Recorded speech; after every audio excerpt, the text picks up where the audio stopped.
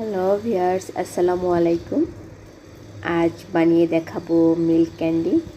আমি এখানে 1 লিটার দুধকে ভালো করে জ্বালিয়ে নিয়েছি।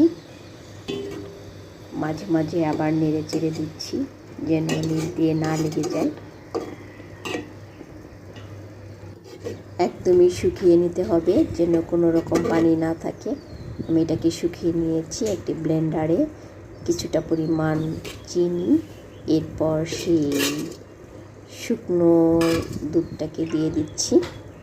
এটা দেওয়ার পরে ব্লেন্ডার করে আমি এগুলোকে ছোট ছোট গোলাকৃতি করে নিচ্ছি। আপনারা চাইলে ভিন্ন শেপেরও করে নিতে পারেন।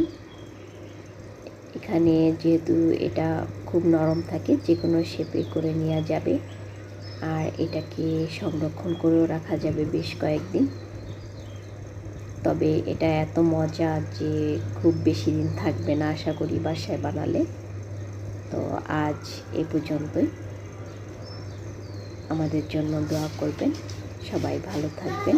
আল্লাহ হাফেজ।